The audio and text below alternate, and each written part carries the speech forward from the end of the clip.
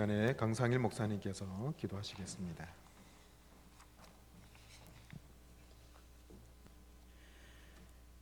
살아계신 하나님, 역사하시는 하나님, 감사와 찬송과 영광을 올려드립니다.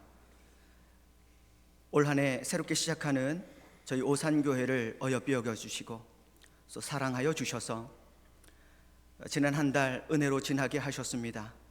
많이 분주하고 바쁜 가운데서도 예배의 자리를 놓치지 않게 하시고 기도하며 주의 은혜를 쫓아 여기까지 오게 하신 것 참 감사합니다. 이제 2월 첫날 첫 월삭 기도회로 하나님 앞에 나아갑니다. 저들의 정성을 다하여 올려드리는 이 예배를 기쁘시게 받아 주옵소서. 저들에게는 이 한 달을 살아갈 수 있는 큰 은혜와 능력을 허락하여 주시기를 원합니다. 강단을 통하여 선포되어지는 말씀이 저들의 삶의 길이 되게 하시고 빛이 되게 하여 주옵소서. 내 뜻대로 내 생각대로 살아가는 한날들이 아니라 하나님께서 허락하신 그 말씀 붙들고 은혜로 살아가는 저들의 삶이 될 수 있도록 동행하여 주옵소서. 오늘 그 출발을 기도의 무릎으로 시작합니다. 온 가족이 함께 영광 돌리며 나아가는 이 시간을 축복하여 주옵소서. 구별하여 드리는 목회자 가정의 찬양을 기쁘시게 받아주시고 또 이 예배를 또한 준비하며 헌신하는 예배자들을 주님 기쁘게 받아 주옵소서. 저들의 마음과 정성을 다하여 드리는 이 예배가 하나님께는 먼저 영광이 되어지게 하시고 우리 모두에게는 은혜의 깊은 곳에서 주님을 만나는 시간 되게 하여 주옵소서. 말씀을 선포하시는 담임 목사님 붙들어 주시고 그 입술을 통하여 꼭 들려주시고자 하시는 그 귀한 말씀을 한 절이라도 놓치지 않는 이 시간 되게 하여 주셔서 강단을 통하여 선포되어지는 그 말씀 하나님의 음성으로 듣는, 그래서 아멘으로 화답하는 이 시간 되게 하여 주옵소서. 이후의 시간도 주님께 맡겨드립니다. 성삼위 하나님께서 이끄시고 인도하여 주옵소서. 함께 참여하지 못한 우리 모든 오산의 가족들도 주님 긍휼히 여겨주셔서 다음 예배 때에는 함께 모여 하나님을 찬양하며 찬미하는 은혜가 있게 하여 주시옵소서. 이 모든 말씀을 우리 주 예수 그리스도의 이름으로 간절히 기도하옵나이다. 아멘. 아멘.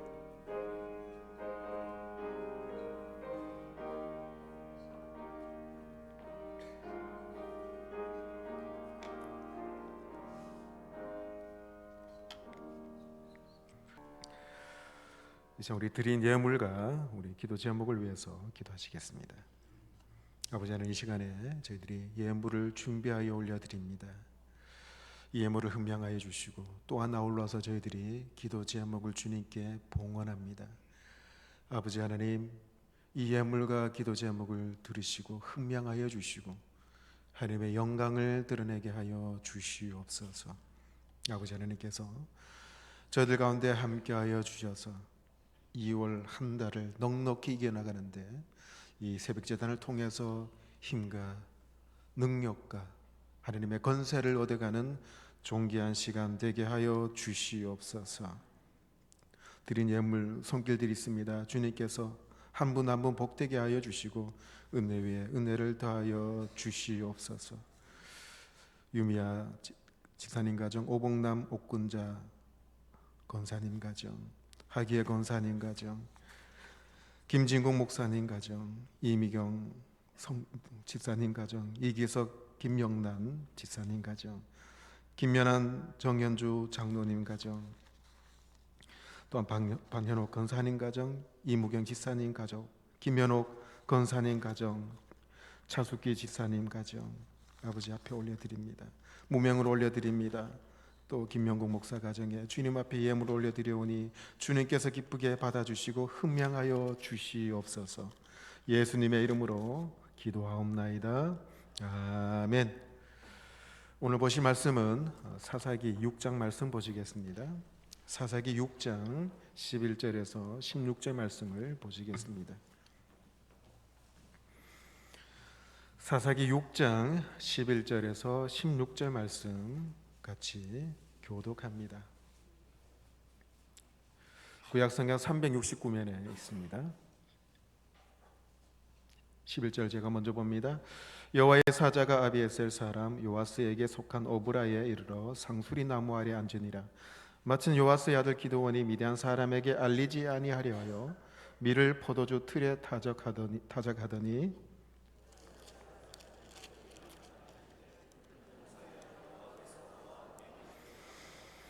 기드온이 그에게 대답하되 오 나의 주여 여호와께서 우리와 함께 계시면 어찌하여 이 모든 일이 우리에게 일어났나이까? 또 우리 조상들이 일찍이 우리에게 이르기를 여호와께서 우리를 애굽에서 올라오게 하신 것이 아니냐 한 그 모든 이적이 어디 있나이까? 이제 여호와께서 우리를 버리사 미디안의 손에 우리를 넘겨 주셨나이다 하니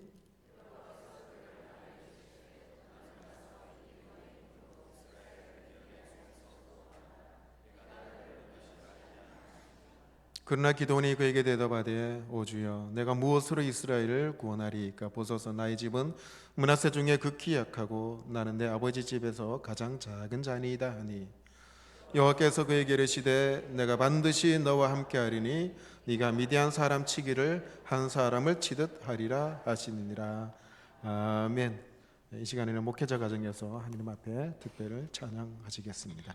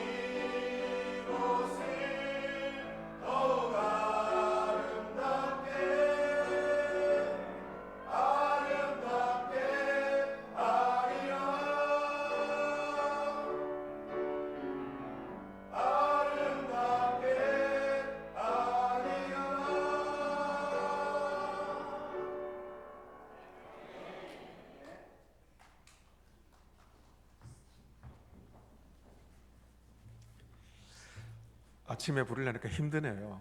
박수 쳐주시려면 힘있게 쳐주세요. 네.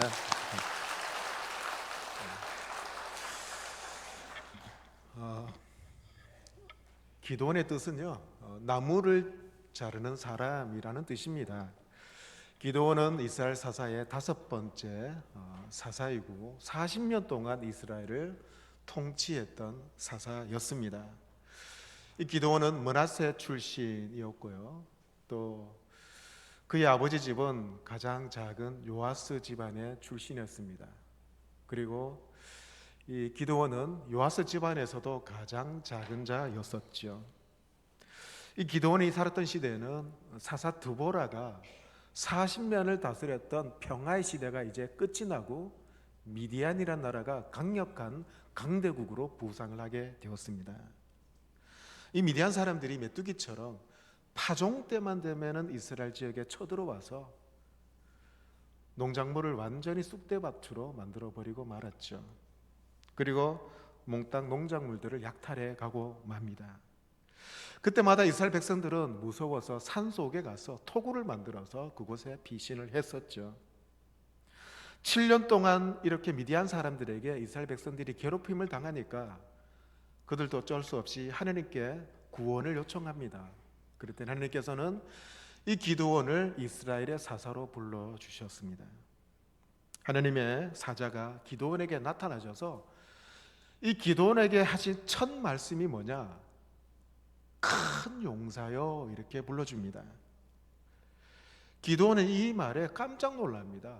왜냐하면 기드온은 큰 용사가 아니거든요. 자신은 큰 용사가 아닌데 여호와의 사자가 자기 보고 큰 용사라고 불러주니까 깜짝 놀라는 거예요. 그는 12지파 중에 가장 작은 므낫세 지파이고 가장 미약한 출신이기 때문입니다. 그리고 밀을 소출하려고 했을 때 밀을 타작하려고 했는데 포도주 틀에 몰래 타작했던 사람이 이 기드온입니다. 기드온은 한 번도 자기 자신이 큰 용사라고 생각한 적이 한 번도 없었어요.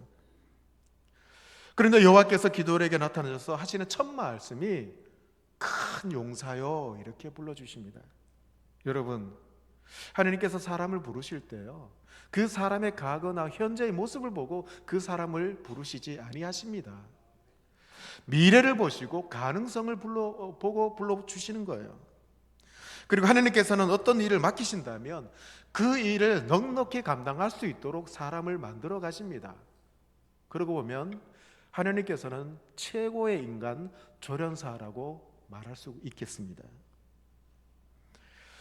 그러시면서 하나님께서 기드온에게 이렇게 말씀하십니다. 14절에 이렇게 기록하고 있습니다. 여호와께서 그를 향하여 이르시되 너는 가서 너의 힘으로 이스라엘을 미디안의 손에서 구원하라. 내가 너를 보낸 것이 아니냐 하시니라. 하나님께서 기드온에게 큰 용사여, 이 말 정도까지는 인정할 수 있겠습니다. 그런데요, 그 무지막지한 무시무시한 미디안 사람들을 싸우라고 하신 하나님께서 기드온에게 이렇게 말씀하십니다. 너의 힘으로 나가 싸우라. 여러분, 이게 이해가 됩니까? 하나님께서 기드온에게 최신식 무기를 지어주신 것도 아니고 메뚜기처럼 크 많은 미디안 사람과 싸우고자 하는데 너의 힘으로 나가 싸우라 말씀하고 계셔요. 여러분, 이 기드온 입장에서는 얼마나 당황스럽겠습니까? 얼마나 어처구니 없습니까? 무기도 없고 그렇다고 너의 힘으로 나가 싸우라 말씀하고 계신다는 거예요. 어처구니가 없는 것입니다. 여러분, 삼손이 이스라엘의 12번째 사사고 마지막 사사입니다. 이 삼손이 머리카락이 깎이고 또 블레셋 사람들에게 두 눈이 뽑혀서 감옥에 들어가게 되죠. 감옥에서 이 삼손은 맷돌을 돌리게 됩니다. 여러분, 맷돌 손으로 이렇게 돌리는 그런 맷돌이 아닙니다. 소나 말이 이끄는 엄청나게 큰 맷돌입니다.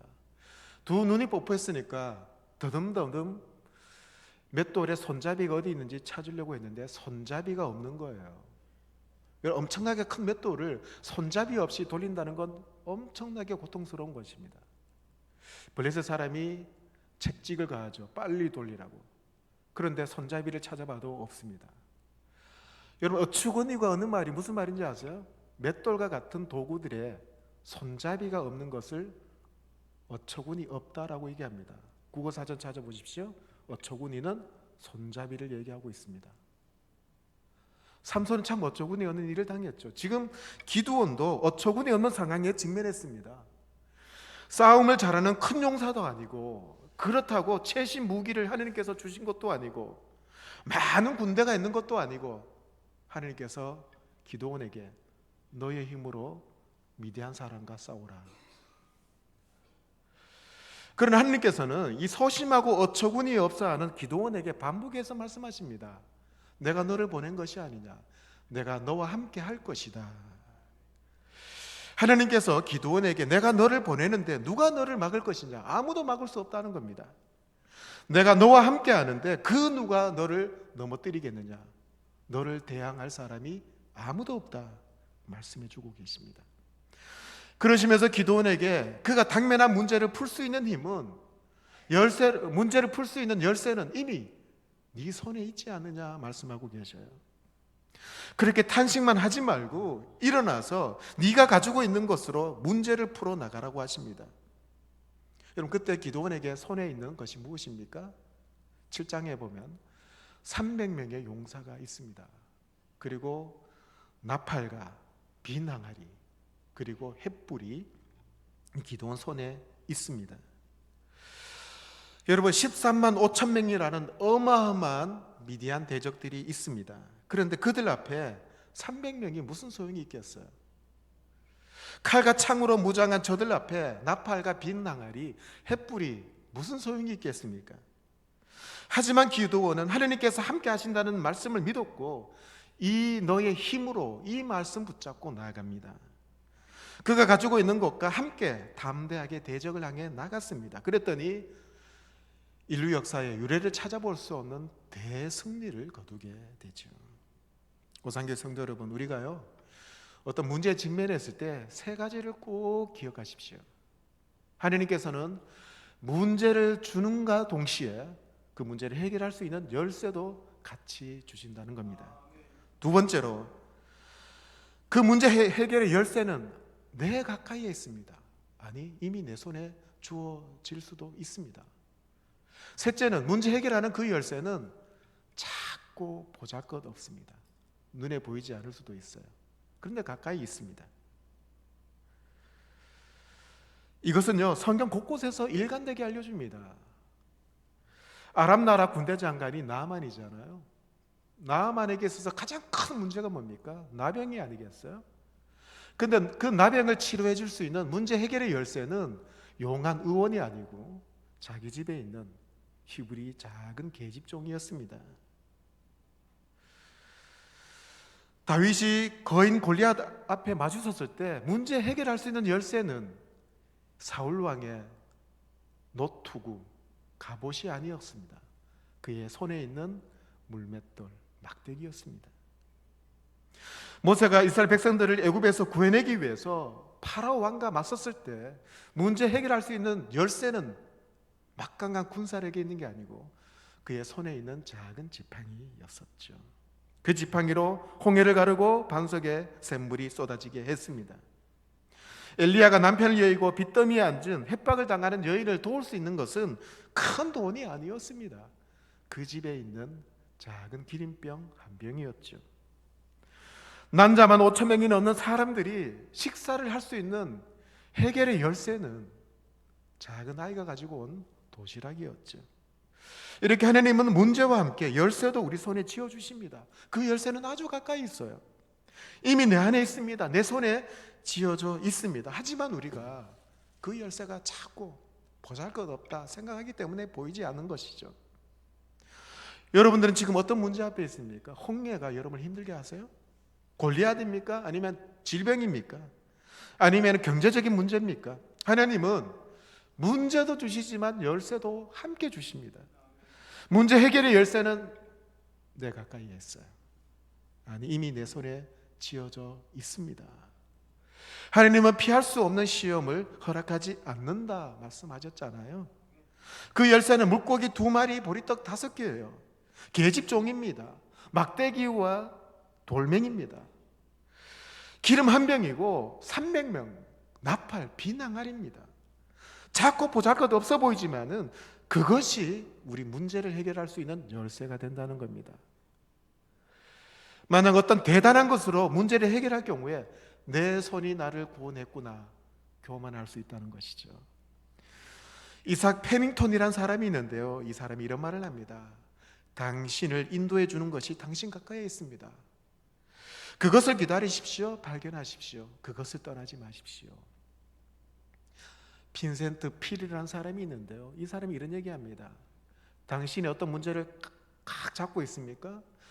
그 문제, 그 손을 하느님의 손에 올려 놓으십시오. 그러면 그 문제는 당신의 문제가 아니라 하느님의 문제가 됩니다. 정말 중요한 문제는 뭔가? 하느님이 함께 하시느냐, 함께 하지 않느냐에 달려 있습니다. 다윗이 외쳤죠. 여호와의 구원하심이 칼과 창에 있지 아니함을 이 무리로 알게 하리라. 전쟁은 여호와께 속한 것인즉 그가 너희를 우리 손에 넘겨주시리라. 그러므로 우리는 하느님이 함께하는 것이 가장 중요한 문제입니다. 창세기 21장에 보면 이 사라의 몸종 하갈이 아들 이스마엘과 함께 강야로 내쫓김을 당하게 되죠. 햇빛이 쨍쨍거리는 강야에 헤매다가 물이 너무 마시고 싶은데 물을 구할 수가 없는 거예요. 이스마엘이 목말라 죽어가고 있습니다. 어미 된 하갈이 마음이 너무 아픕니다. 땅에 주저앉아서 땅을 치면서 방성되고 가죠. 이런 하갈에게 하느님께서 하갈의 눈을 밝혀주시니까 아니 바로 옆에 우물이 있는 겁니다. 영의 눈이 뜨였던 것이죠. 주님의 두 제자가 주님께서 십자가에 달려 돌아가신 것을 보고 낙담을 해서 엠마오로 갑니다. 그 두 제자에게 예수님께서 함께 동행을 했는데 그 두 제자는 주님인지 몰랐어요. 그런데 주님께서 그들의 눈을 밝혀주시니까 주님이셨구나 깨닫게 되었습니다. 눈이 밝아져야 돼요. 그래야만이 내 곁에 있는 샘물이 눈에 보입니다. 내 손에 쥐어진 열쇠를 발견할 수 있게 됩니다. 하갈과 기드온이 여호와의 사자를 만나서 영적 눈이 뜨이니까 문제 해결의 열쇠가 보였던 것이죠. 오직 기도와 말씀이 나의 영적 눈을 띄워줍니다. 영적 눈이 밝아지면 하느님께서 주시는 열쇠가 눈에 보이게 됩니다.